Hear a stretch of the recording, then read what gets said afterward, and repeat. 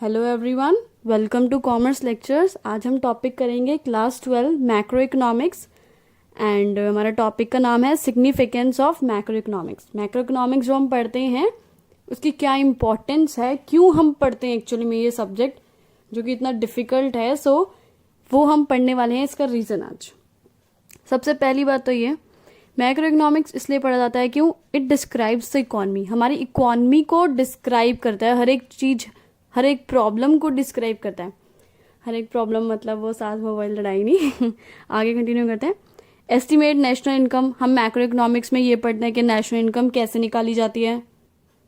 ये हमें क्या बताती है कि हमारी जो इकोनॉमिक एक्टिविटीज़ है उनका क्या नेचर है, किस टाइप की इकोनॉमिक एक्टिविटीज़ हो रही हैं, कितने लेवल की इकोनॉमिक एक्टिविटीज़ हो रही हैं। और क्या पढ़ते हैं मैक्रो इकोनॉमिक्स में? अनएम्प्लॉयमेंट के बारे में पढ़ते हैं। तो हमें ये पढ़ने से क्या पता लगता है, अनएम्प्लॉयमेंट की थियरीज पढ़ने से, कि क्या क्या प्रॉब्लम्स हैं, अनएम्प्लॉयमेंट की किस टाइप की प्रॉब्लम्स है, कितने लोग बेरोजगार हैं और उससे कैसे डील किया जाए, कैसे हैंडल किया जाए इस प्रॉब्लम को। आज जो है वो सबसे बड़ी प्रॉब्लम है अनएम्प्लॉयमेंट हमारी इकॉनमी में। गवर्नमेंट बजट के बारे में हम पढ़ते हैं, ये बताती है कि गवर्नमेंट कैसे हमारी इकॉनमी को रेगुलेट करती है ना, कैसे एक्सपेंसेस जो एक्सपेंडिचर करती है, कहाँ कहाँ पैसा इन्वेस्ट करती है, वो सब चीज़ें, ठीक है, हम पढ़ते हैं मैक्रो इकोनॉमिक्स में। इसलिए मैक्रो इकोनॉमिक्स बहुत ज़्यादा इम्पॉर्टेंट है। सेकेंड पॉइंट पर अब हम आते हैं। सेकेंड पॉइंट क्या कहता है? Road map of growth and development. अभी ये पॉइंट क्या कह रहा है? ये पॉइंट कह रहा है कि programmes and policies are drawn for economic growth and development. जो मैक्रो इकोनॉमिक्स है वो किस चीज़ में हमें हेल्प करता है, इसकी स्टडी हमें किस चीज़ में हेल्प करती है?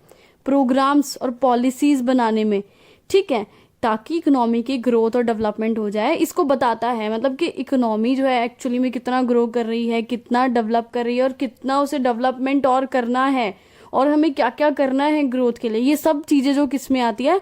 मैक्रो इकोनॉमिक्स में आती है। By analysing the needs and means of economy, मतलब हम पहले एनालाइज करते हैं कि भाई इकोनॉमी में नीड क्या है। हमने एनालाइज किया, हाँ भाई ऐसे ऐसे है, इतने स्कूलों की, हॉस्पिटल की, ऐसे ऐसे चीज़ों की जरूरत है, ठीक है, वो हो गया हमारी नीड कि किस चीज़ की हमारी इकोनॉमी को जरूरत है। सेकंड चीज़ हो गया मीन्स, यानी हमारे पास चीज़ के रिसोर्सेज हैं भी या नहीं।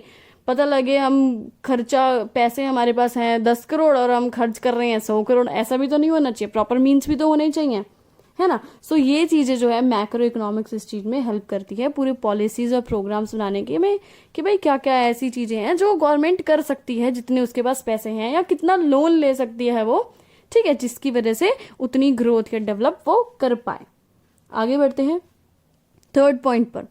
थर्ड पॉइंट क्या कह रहा है? Problems of poverty and environmental pollution. अभी जो आपका मैक्रो इकोनॉमिक्स है वो हमें क्या बताता है कि पॉवर्टी की प्रॉब्लम कितनी है, कितने ज़्यादा लोग हैं जो इससे पॉवर्टी से दुखी हो रहे हैं भाई, है ना। एनवायरमेंटल पोल्यूशन कितना है, तो ये सब चीज़ें क्या बताता है? Macro economics. इसलिए मैक्रो इकोनॉमिक्स को पढ़ना बहुत ज़्यादा इंपॉर्टेंट है। अब आते हैं हम अपने फोर्थ पॉइंट पर। फोर्थ पॉइंट क्या कह रहा है? बैलेंस ऑफ पेमेंट स्टेटस, ठीक है। ये पॉइंट क्या कह रहा है? It reveals the performance of our economy in relation to other countries. Other countries के कंपैरिजन में कि हमारी परफॉर्मेंस कैसे बताता है।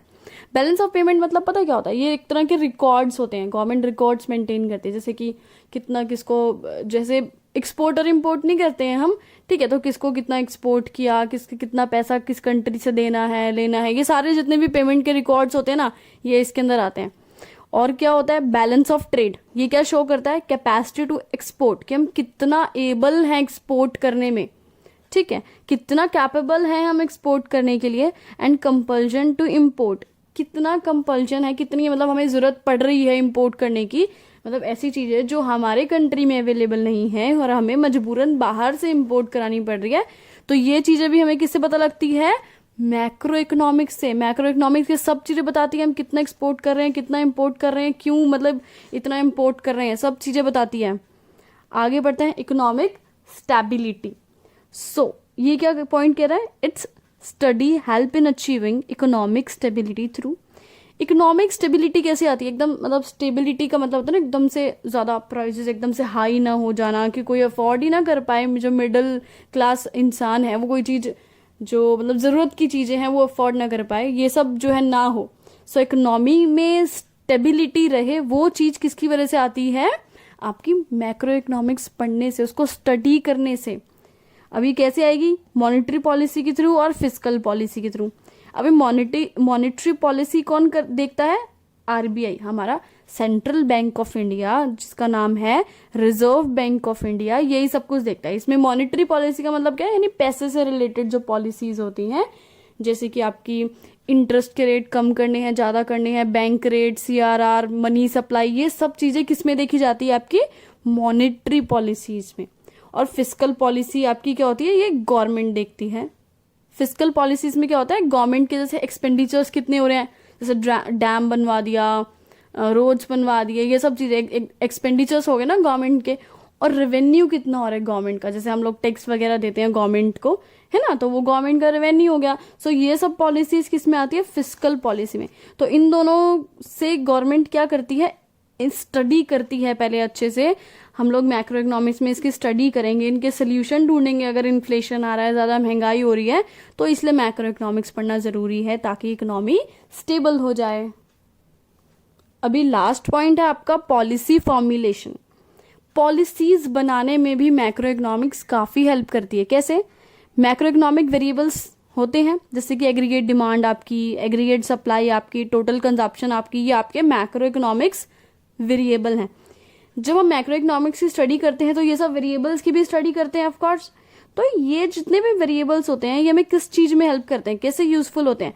पॉलिसीज बनाने में। किस चीज की? ग्रोथ एंड डेवलपमेंट की, कि हमें कितना और ग्रो करना है, कहाँ कहाँ पैसा इन्वेस्ट करना है, कहाँ कहाँ जरूरत है, ताकि हमारी इकोनॉमी डेवलप कर सके।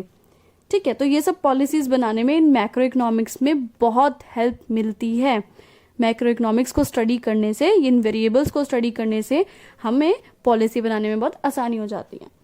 इसलिए ये सारे पॉइंट्स जो हैं बताते हैं कि मैक्रो इकोनॉमिक्स को स्टडी करना कितना इंपॉर्टेंट है। Thanks for watching this video. Please like, share and subscribe.